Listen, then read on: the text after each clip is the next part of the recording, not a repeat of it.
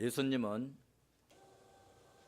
공생애 동안에 많은 기적과 이적과 표적을 이렇게 주셨는데, 이적을 주실 때, 기적과 표적을 나타내실 때 보시면 거기에는 반드시 의미와 영적인 큰 교훈을 우리들에게 주셨습니다. 성경은 기록하는 데 있어서 반드시 기록의 목적을 가지고 있습니다. 예를 들자면 마태복음은 핵심적인 내용이 뭐냐? 왕으로 오신 예수 그리스도를 우리에게 알려주시려고 기록하셨습니다. 마가복음은 좋으신 종으로 오신 예수 그리스도, 섬기러 오신 예수 그리스도를 우리에게 소개하여서 예수님을 본받아서 너희도 섬겨라 하는 강력한 메시지를 주고 계십니다. 누가복음은 인자로 오신, 사람의 아들로 오신 예수 그리스도를 우리에게 핵심적으로 가르쳐주고 있습니다. 그러면 오늘 우리가 공부하고 있는 요한복음은 뭐냐? 요한복음은 하나님의 아들이신 예수 그리스도께서 하나님의 아들로 오셨지만 그분은 빛이요, 그분은 생명이시요, 그분은 창조주이신 것을 우리에게 나타내기 위하여 우리에게 기록하셔서, 그래서 예수 믿고 구원에 이르게 하는 중요한 핵심적인 메시지를 우리에게 주고 계십니다. 그래서 요한복음에 보면은 물을 포도주로 만들어 버리십니다. 다른 복음서에서는 물로 포도주를 만들어내는 기적을 보이시지 않았습니다. 병을 고치시고 오병이어로 5,000명이나 먹이시고 12강귤이나 남게 하시고, 계속해서 요한복음을 읽어보시면 죽은 자를 살리시는 표적을 보여주심으로 예수님은 사람의 모습으로 오셨지만, 성육신 하셨지만 사람과 다르신 능력의 하나님, 창조주 하나님, 생명을 주관하시는 주님이신 것을 보여주시고, 그래서 그 주님은 전능하신 하나님이라는 것을 우리에게 교훈해 주고 있습니다. 우리가 성경 말씀을 잘 이해하려면 성경이 말하고자 하는 리듬과 그 핵심의 의미를 이해하고 받아들일 때에만 성경을 바르게 이해할 수 있습니다. 요한복음 6장에서 오병이어의 기적을 통해서 예수님이 보여주시고자 하는 핵심적인 내용이 뭘까요? 그것은 예수 그리스도께서는 없는 것을 있게 하시고 기적을 행하시는 전능하신 하나님의 아들이시고, 그 주님이 우리 영원한 생명의 떡으로 이 땅에 오셨다고, 그리고 계속해서 오늘 말씀 후미에 설명을 보시면 예수님은 역시 생명의 떡이라는 것을 교훈해 주고 있습니다. 우리의 육신은 우리 사람들이 요리한 음식을 먹으면 되지만 우리의 영은 우리가 만든 요리한 음식으로 채울 수 없고, 오직 예수 그리스도가 주시는 영적인 양식으로만 가능하다는 것입니다. 이것이 요한복음의 주석입니다.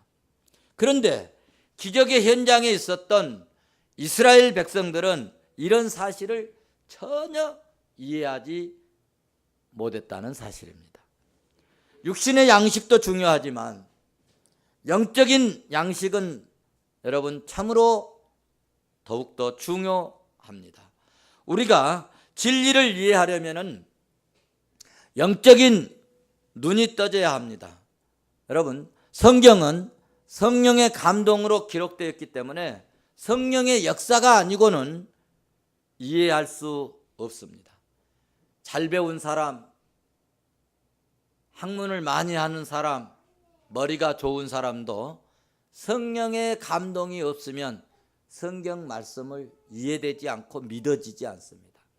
그러나 못 배우고 안 배우고 학식이 부족하고 IQ가 좀 낮아도 성령이 감동된 사람은 하나님의 말씀을 들으면 이해가 되어지고 이해가 되어짐으로 믿어지고 믿어짐으로 아멘하는 역사가 일어납니다.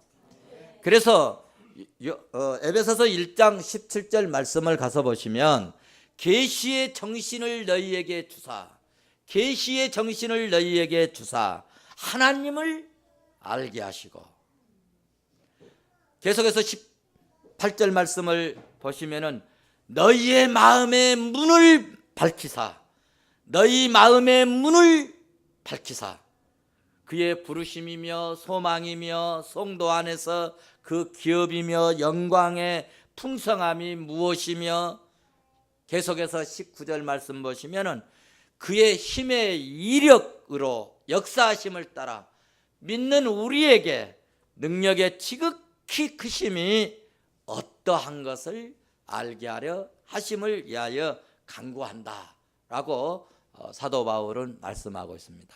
무슨 말씀입니까?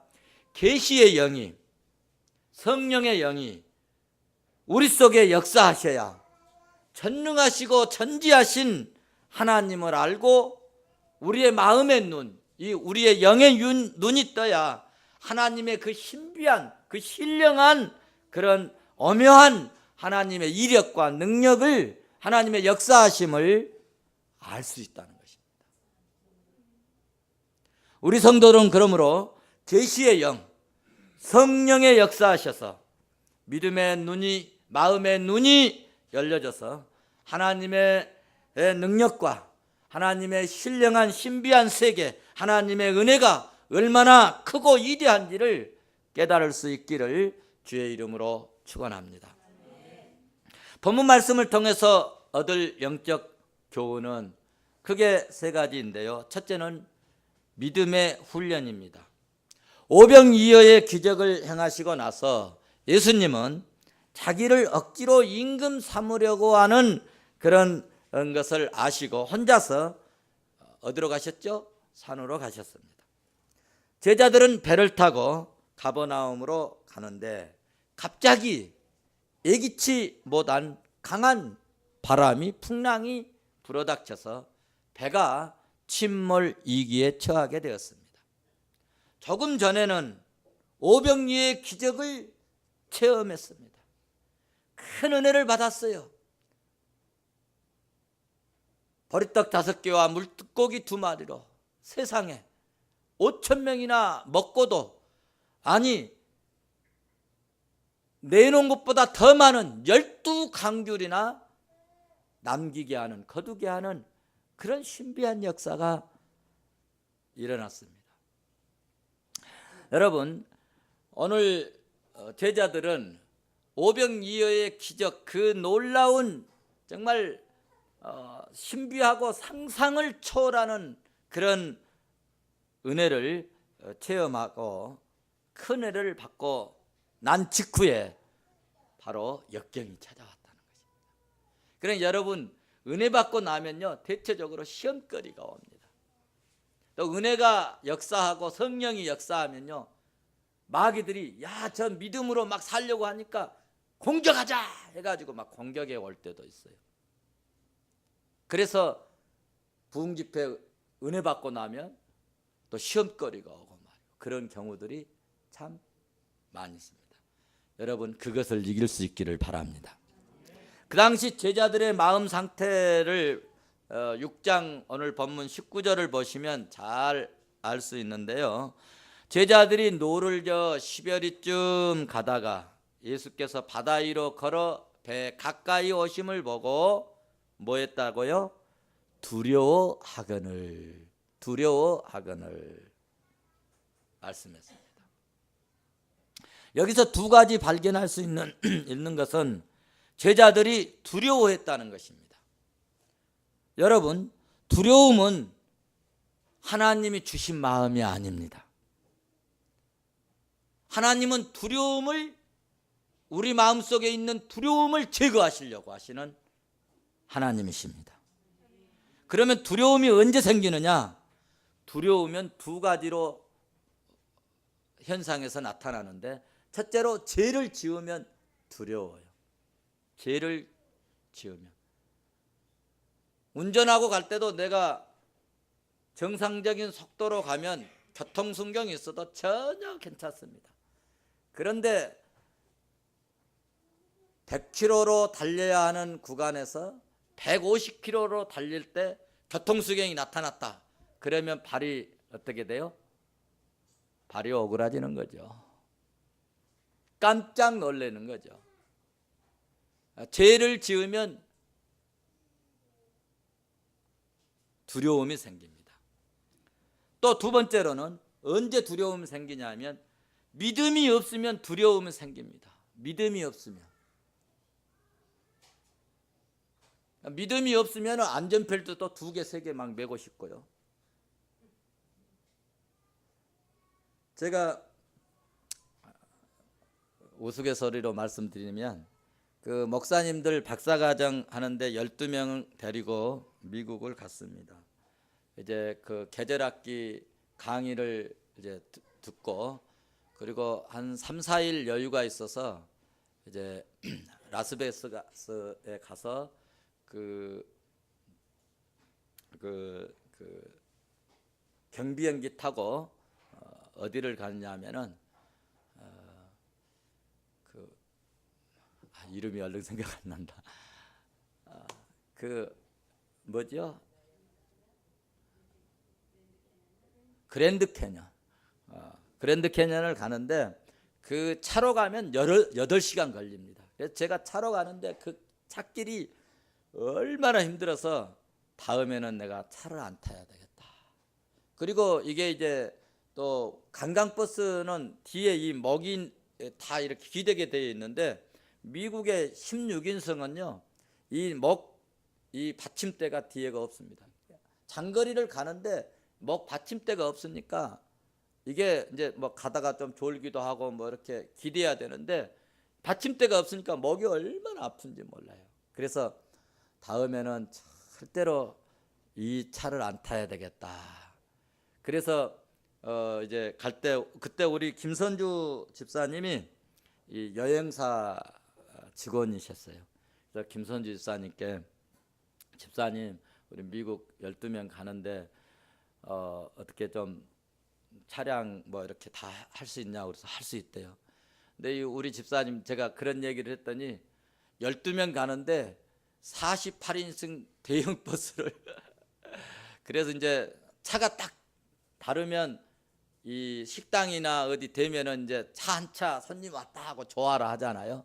그런데 그 큰 차가 됐는데도 12명만 내리면 이것밖에 없어요? 실망스러워하는 그런 분들이 있었는데, 그래서 이제 어쨌든 이렇게 차로 거기로 안 가고 경비행기로 이제 갑니다. 근데 이 경비행기가요 이렇게 올라갔다 내려갔다 막 뒤뚱뒤뚱 하고 얼마나 무서운지 몰라요, 사실 처음 타시면은. 근데 어떤 목사님 두 분은 얼마나 놀랐는지 거기 내려가지고 자기는 그 비행기 타고 다시 돌아오지 않겠다는 거예요. 그런데 결국 타더라고요 또. 그래서 제가 그랬어요. 여러분, 이 비행기가 혹시 위험해서 떨어져서 죽으면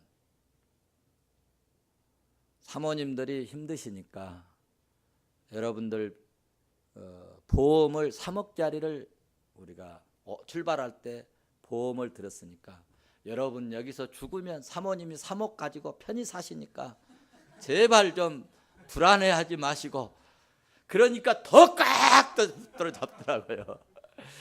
혹시 떨어지면 어쩔까. 나 그것을 보면서 저도 사실 좀 불안했지만 일부러 저는 태연하게 하면서 아니 무엇이 그렇게 무섭냐고 하면서도 약간 두려움은 있었습니다. 어쨌든 믿음이, 이건 저는 왜 두려움이 없었느냐, 미리 저는 들었어요. 그 비행기가 다니는지 40년이나 됐나 50년 됐다나 다니는데 한 번도 사고가 안 났다는 거예요.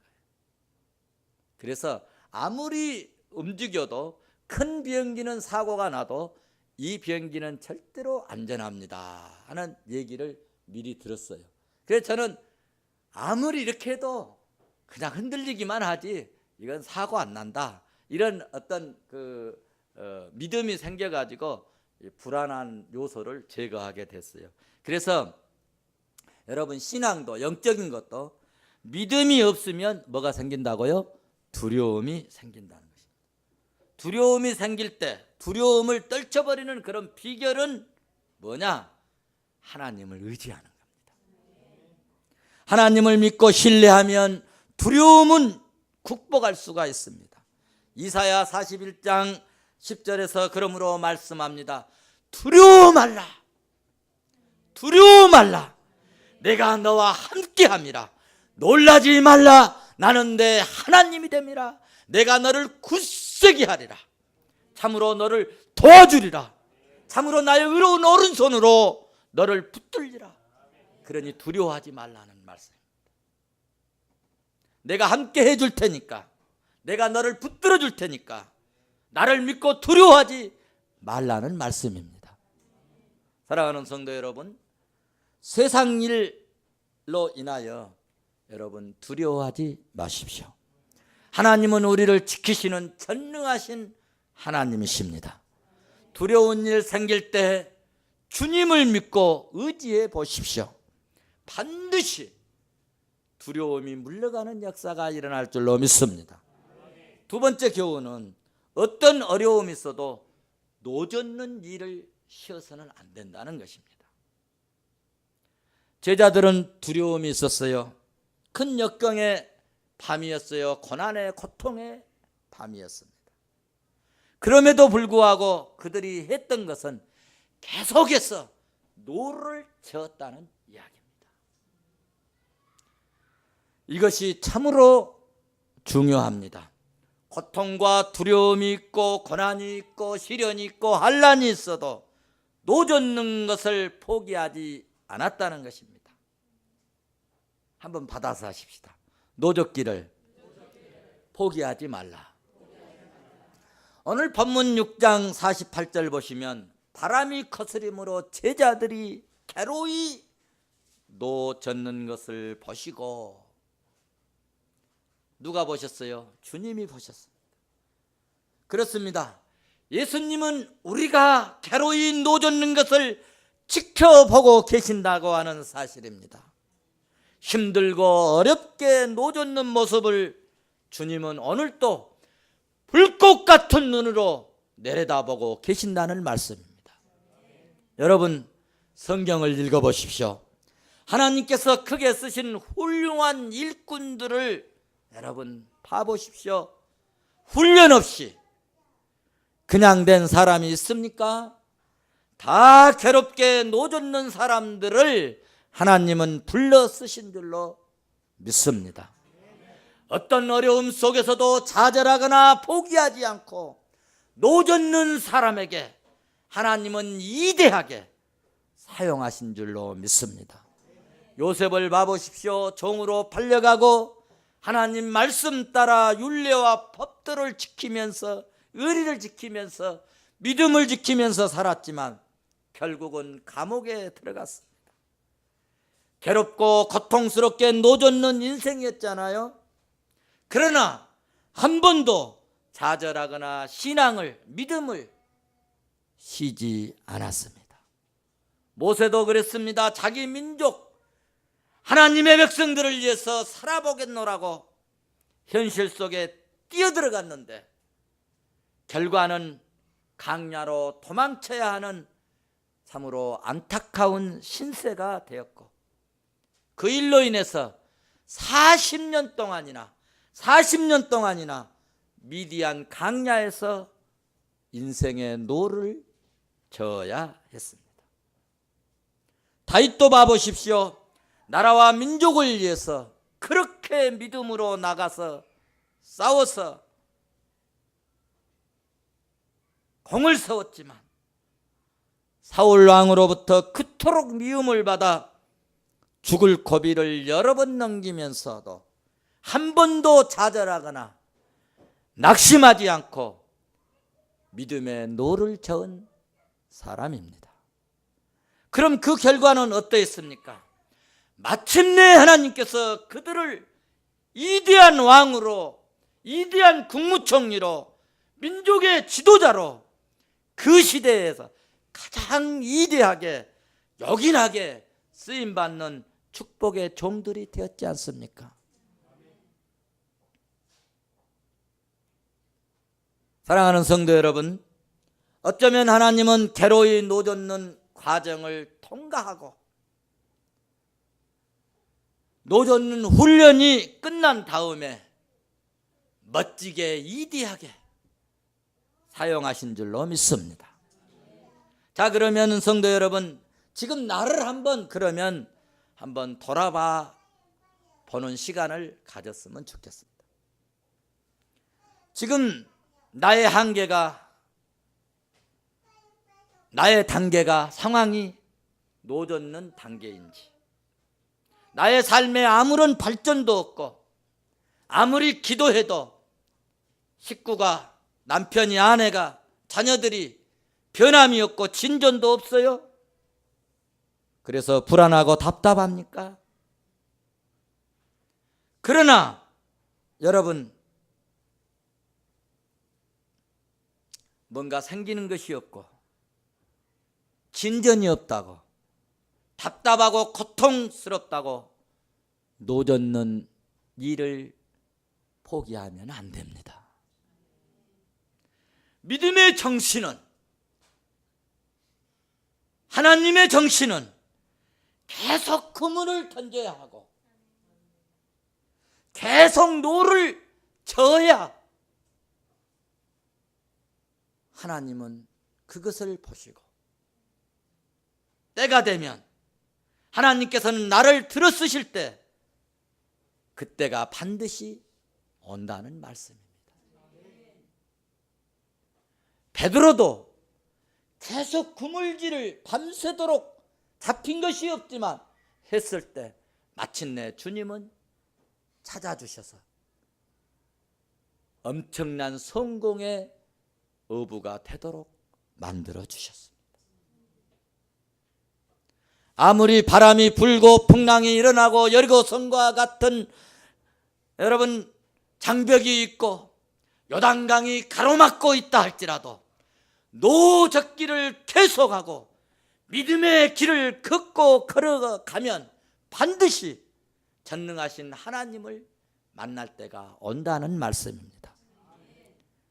날 쓰시려고 찾아오시는 하나님을 만나려면 그러므로 괴로워도 노젓고 고통스러워도 노젓고 진전이 없어도 답답해도 노저으면 마침내 쓰시려고 주님이 찾아오시는 그날이 있을 줄로 믿습니다. 이번에 목사장로 기도회 하는데 제가 이제 새벽기도 이렇게 순서 맡아서 대표기도 하는데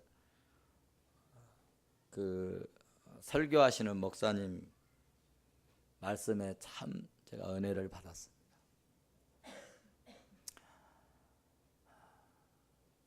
마음에 칼을 품지 말고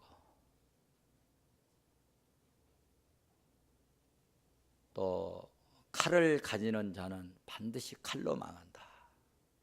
목회자들 세계에서도 나를 반대했다고 칼을 품고 살지 말고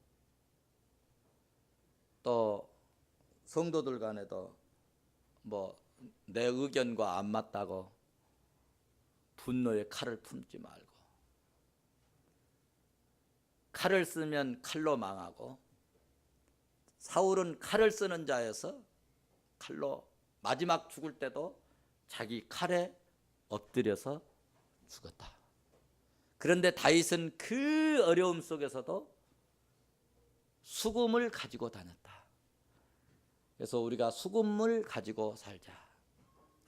여러분 수금을 가지고 사실랍니까? 칼을 가지고 사실랍니까? 또 우리 목회자들도 이제 그런 경우들이 있습니다. 자녀를 키울 때 때리고 싶을 때도 있고 회초리 들고 싶을 때도 있고. 근데 그 목사님도 아들 하나 있는데 되게 속을 썩으셨나 봐요. 중학교 때 귀에다가 귀걸이 해오고 머리 파마 해오고 머리 노랗고 팔가 물들여오고, 그리고 한 번은 아빠 상담 좀 해주세요. 그래서 상담했더니 무슨 할 말 있냐 물었더니, 아빠 나 다른 교회 좀 다니면 안 되겠어요? 어떠겠어요? 그래서 다른 교회 다닐 생각을 왜 하는데, 아들이 하는 말이, 제발 전에 아빠가 목사라고 아닌 그런 곳에 나도 교회 좀 다니고 싶다고. 이제 목사라고 하는 아들을 그 스트레스가 많은가 봐요. 그리고 또 한 번은 학교에서 뭐 하여튼 그 풍기가 문란해서 어머니를 불러가지고 막 아이 세워놓고 막 야단을 뭐 온갖 야단을 다 치고 집에 데리고 가라고. 그러니까 그 아이가 이제 엄마한테 나는 죽었다 그렇게 오고 있는데, 따라 뒤에 오는데 사모님이 아무 말 않고 그 대구인데 대구에서 제일 좋은 레스토랑에 가서 제일 좋은 음식을 사줬대.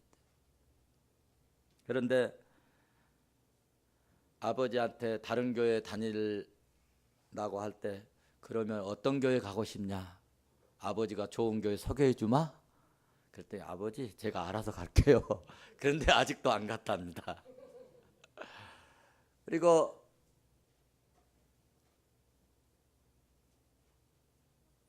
마음에 이 막 칼이 나왔는데 그 칼을 쓰지 않고 수금을 썼더니 그 아이가 결국 마음을 잡고 좋은 대학에 들어가서 하나님 앞에 귀하게 쓰임받고 있다고 하는 얘기를 들었습니다. 사랑하는 성도 여러분, 우리가 때로는 이렇게 자녀들 때문에, 어떤 분은 남편 때문에, 어떤 분은 아내 때문에, 가정 문제로, 때로는 경제적인 문제로 인하여서 엄청나게 고통스럽고 정말 마음속에 있는 이 분노의 칼을 막 꺼내고 싶을 때가 있습니다. 그래서 이게 해결되지 아니하면은 신앙도 믿음도 포기하고 싶을 때도 있습니다. 그럴지라도 사랑하는 성도 여러분, 진전이 없을 것 같아도 믿음으로 기도하고 노져오면 우리 주님이 은혜를 베풀어 주신다는 말씀입니다. 마지막입니다. 믿음의 행동이 승리를 가져옵니다. 받아합시다. 믿음의 행동이 승리를 가져온다. 믿음이 뭡니까? 나는 할 수 없지만 주님께 맡겼더니 주님이 하시더라. 이것이 믿음 아닙니까? 그래서 바울은 빌립보서 4장 13절에서 내가 능력 주시는 자 안에서는 내가 모든 것을 할 수 있느니라 그렇게 고백했습니다. 나는 부족하고 나는 정말 배설물 같은 그런 인생, 티끌 같은 인생이었지만 내게 능력 주시는 자 안에서는 무엇이든지 다 할 수 있다고 고백했습니다. 예수 믿는 사람들은 보통 그렇게 말합니다. 하나님, 저는 참으로 주의 말씀대로 순종하기에 너무나 부족합니다. 능력이 부족합니다. 나는 정말 연약한 종입니다라고 인정하고 그렇게 고백하잖아요. 그런데 주님이 내 안에 역사하시고 성령이 나를 주장하시면 그렇게 약한 자가 강해진다고 하는 말씀입니다. 신기하게도 무능한 자가 위대하게 쓰임받는 역사가 일어납니다. 그래서 하나님의 일을 하도록 하나님이 붙드시고 하나님이 역사에 주신 줄로 믿습니다. 자, 그러면 성도 여러분, 하나님의 일이 무엇입니까? 하나님의 일은 오늘 본문에서 주님이 말씀하셨잖아요. 29절에서 예수께서 대답하여 이르시되 하나님께서 보내신 일을 믿는 것이 하나님의 일이니라. 믿는 것이 하나님의 일이니라. 우리가 해야 할 일은 믿어야 합니다. 믿으면 역사가 일어납니다. 믿으면 구원이 임합니다. 믿으면 하나님이 일하십니다. 나의 헌신을 통해서, 그러므로 나의 섬김을 통해서 믿는 사람이 생기게 하는 것이, 이것이 하나님의 일입니다. 그래서 하나님 나라가 확장되어집니다. 말씀을 맺겠습니다. 여러분, 내 힘 가지고 이를 악물고 노를 젓는다고 꼭 일이 되는 것이 아닙니다. 성령이 역사하시니까 노 저을 힘도 생긴 줄로 믿습니다. 주님을 의지하니까 내가 죽고 옛사람이 죽고 내 안에 새 생명의 역사가 불같이 일어난 줄로 믿습니다. 오늘 본문에서 교훈을 얻으십시오. 제자들이 이를 악물고 죽도록 노를 저었습니다. 결과는 어땠습니까? 아무 진전도 없었습니다. 무슨 뜻입니까? 주님을 의지하라는 것입니다. 주님을 의지하라는 것입니다. 얼음덩어리가, 눈덩어리가 있는데 내 힘으로 그 얼음덩어리를 녹이면 얼마나 녹겠습니까? 산속에 있는 그 눈을 내 힘으로 얼마나 녹아내리게 할 수 있겠습니까? 그런데 태양빛이 내리쬐면 가볍게 사르르 쉽게 눈도 녹고 얼음덩어리도 녹아내려 버리지 않습니까? 내 삶 속에 문제의 얼음, 살얼음 같은 이 눈덩어리, 병이 있을 때, 어려움이 있을 때 성령의 불이 임하시면 모든 문제는 녹아지고, 병이 있을 때, 어려움이 있을 때 성령의 불이 임하면 녹아지고 사라지는 역사가 일어날 줄로 믿습니다. 이런 힘과 능력을 공급받기 위해서 우리 주 예수 그리스도를 붙들자는 것입니다. 예수님이 우리의 생명이십니다. 예수님이 우리의 영의 양식입니다. 영원한 양식입니다. 그리스도의 양식으로, 영원한 생명으로 내 속에 채우면 영원히 목마르지 않는 놀라운 은혜를 주시겠다고 오늘 본문을 통하여서 우리에게 권면하고 가르쳐주고 있습니다. 믿으십시오. 기독교는 믿는 자에게 역사하시는 신비하고 놀라운 하나님의 은총이 임하는 특별한 역사가 있는 줄로 믿습니다. 우리 모두 내 힘으로 열심히 이를 악물고 노를 저어야 되겠지만 주님을 의지하면 반드시 승리의 결과를, 목적지에, 목표에, 축복의 터위에 이르는 때가 올 줄로 믿습니다. 이 은혜가 저와 여러분에게 있어지시기를 주의 이름으로 축원합니다. 축원합니다.